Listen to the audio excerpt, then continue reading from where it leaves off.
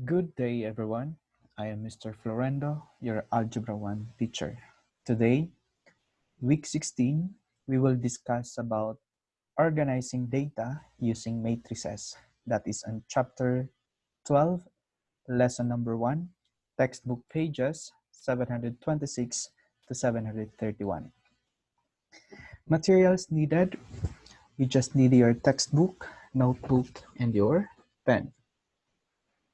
Objectives: to add and subtract matrices, multiply a matrix by a scalar, organize data in a matrix. Let's define first what is a matrix. A matrix is a rectangular array of numbers. The number of rows and columns in a matrix gives the dimensions of the matrix. A matrix with R rows and C columns is a matrix of dimension R by C. Let's consider this matrix. So this matrix can be named as matrix B. So we have here our row 1, that is -3, -1, and -2. Row 2, we have 2, -5, and -4. We have also column number 1, -3 and 2. Column number 2, we have -1 and -5.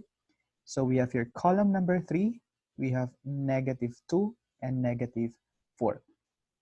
So if you're going to name this matrix, you can name this one as matrix B, or you could have, this is number of rows and number of columns. How many number of rows do we have here? We have 1, 2. How many columns do we have? 1, 2, 3. So you can also name this matrix as 2 by 3 matrix. Let's give the dimension of each matrix. Take note, when you name the dimension of the matrix, that is the number of rows by the number of columns. In the first example, we have how many rows are there? We have 3 rows, okay? How many columns are there? So this one is, we have 2, okay? So therefore, the dimension of this matrix is 3 by 2 matrix. Okay, this is 3 by 2 matrix. In the second one, you will see here how many rows are there. We have y sub 1, y sub 2, y sub 3, and y sub 4. So there will be 4 rows. So you will have 4 by, how many columns do we have? There is only 1 column. So that could be 4 by 1 matrix. In the last one, let's identify how many rows are there. We have rows 2. 2, 5, 6 is your first row. The second row is 7, 8, 4. So we have 2 rows here. How many columns do we have? There will be 3. 2, 7, the first column. 5, 8, the second column. 6, 4, the third column. So the dimension of this matrix is 2 by 3. Each member of the matrix, we call that one as element, and has a unique address. For example, in your matrix A, the small a and a subscript of 4, 3. Okay, so that could be the element in A that is in row 4 and column number 3. So we have row 4 could be 4, 1, 5. And then column number 3, because the subscript of small a is 4, 3. So column number 3, 2, 3, 4, 5. So therefore, the element in A subscript 4, 3 is 5. Okay? The next one. You have, what is the element located in A, 2, 3? So that means row 2, column number 3. So that is obviously 3. Okay? Take note of that one. The next one. To add 2 matrices, when we say matrices, that is the plural form of matrix, of the word matrix, of the same dimension. Take note, when you add 2 matrices, it must be the same dimension. Add each element in the first matrix to the element that is in the same location in the second matrix. Let's say, for example, here, the first matrix that we have here is 3, 2, negative 2, and 5, plus the second matrix, 6, 2, 1, and 9. So if you are asked to add these two matrices, simply add, okay? Add each element in the first matrix to the element that is in the same location of the second matrix. So 3 plus 6, that is 9. 1 plus 2, that is 3. Negative 2 plus 1, that's negative 1. 5 plus 9, that is 14. So the sum of this matrix is 9, 3, negative 1, and 14. So the dimension of this one is, okay, 2 by 2. So we can also call this one as a square matrix. Okay, when we say a square matrix, the same number of columns and the same number of rows that we have. Okay, that's how we add two matrices. It must be the same dimension. A zero matrix. A zero matrix is formed when a matrix is added with its additive inverse matrix. So the result, if you are adding two matrices and all the elements are zero, we call that one as zero matrix already. So a zero matrix is actually a result of adding a number and its additive inverse. Let's say, for example, the given matrix that we have here is 2, 3, 1, 4 plus its additive inverse. Additive inverse of 2 is negative 2. Additive inverse of 3, negative 3. Additive inverse of 1, negative 1. Additive inverse of 4, that's negative 4. So when you add again this one, 2 plus the negative of 2, that is 0. 3 plus the negative of 3, that is 0. 1 plus the negative of 1, that is 0. And 4 plus the negative of 4, that is 0. Since all the element in the matrix is 0, then we call the result or the sum of these two matrices as zero matrix. What about if you're going to subtract two matrices? It must be of the same dimensions. So we can represent that one in this symbol. Let's say, for example, the matrix A minus the matrix B. Take the opposite or additive inverse of B and add it to your matrix A. So let's take this in two matrices. If you're going to subtract these two matrices, simply add its additive inverse. So 7 plus 3, that could be 10. Okay, 3 minus 0, that is 3. Proceed to the second row. The same also, 5 minus 8, that's negative 3. 9 minus 1, that is 8. 11 minus the negative of 3, that is 14.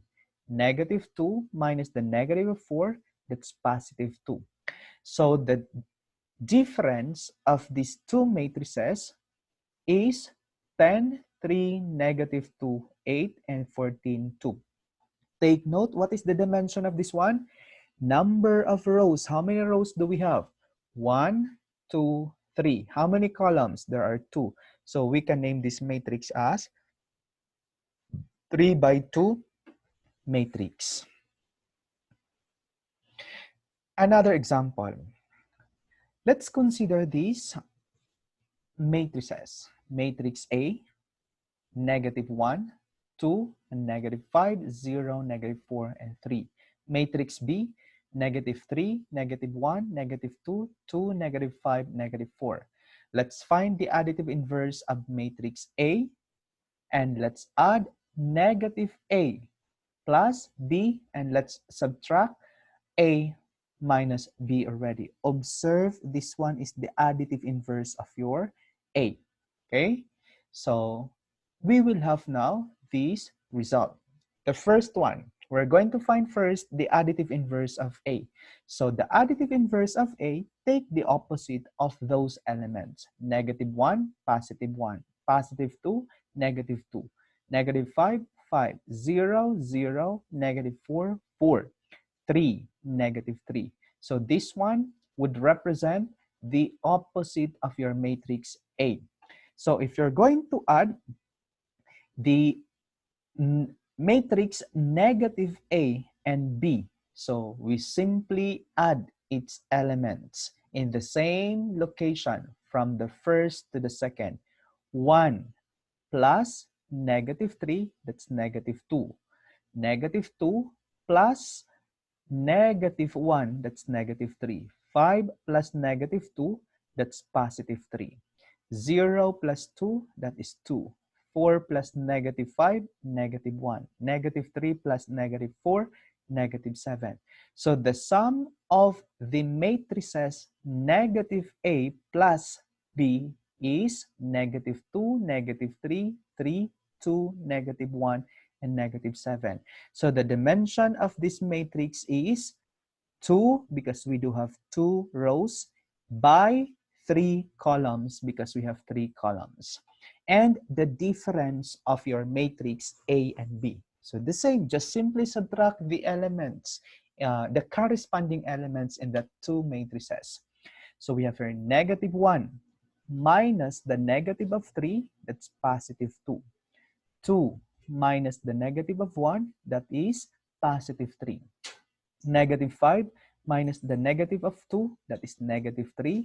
0 minus 2, negative 2. Negative 4 minus the negative of 5 is positive 1. 3 minus the negative of 4, that's positive 7. So the result, when you subtract these 2 matrices, A and B, is 2, 3, negative 3, negative 2, 1, and 7. Okay, so again, the dimension of this one is the same as the dimension of your matrix that we have, which is 2 by 3. Scalar multiplication.